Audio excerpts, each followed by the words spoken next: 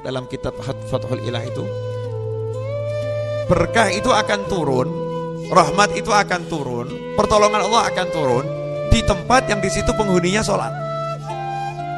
Makanya tempat yang terbaik di muka bumi ini masjid, tempat kumpulnya orang sholat. Itu rahmat Allah, berkah Allah turun di situ. Yaitu tempat yang terbaik. Maka rumah, kalau rumah itu nggak ada yang sholat, panas tuh rumahnya.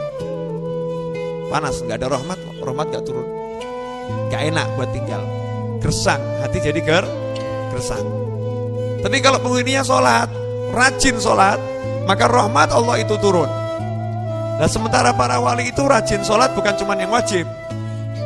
Aulia wassolihin itu ya selain sholat qobliyah ba'diyah, selain rawatib, aulia wassolihin mereka juga sholat tahajud, mereka sholat duha.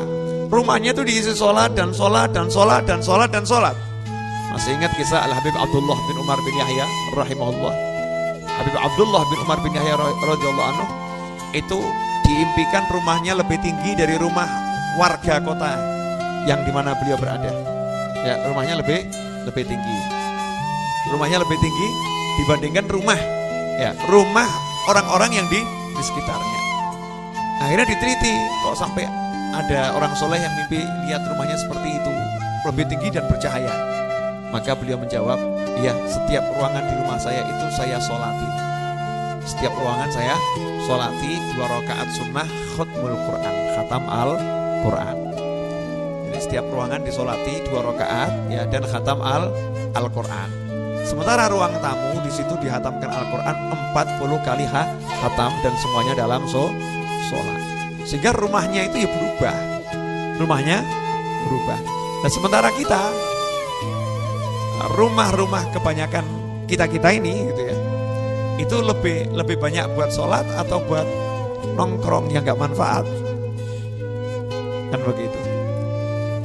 Makanya kalau kita perhatikan perhatian muslim Indonesia, kita ini di Indonesia ini perhatiannya terhadap sholat itu masih tipis. Buktinya dari gambar bangunan rumah. Nanti Anda search di Google, cari gambar rumah-rumah gitu ya, desain rumah minimalis. Masya Allah, dapur ada, taman ada, toilet ada, ya kan? Semua ada. Yang nggak ada apa? Musola. Ruang ibadah entah muslim non muslim mesti kan ada ruang ibadah, tapi musola tidak ada.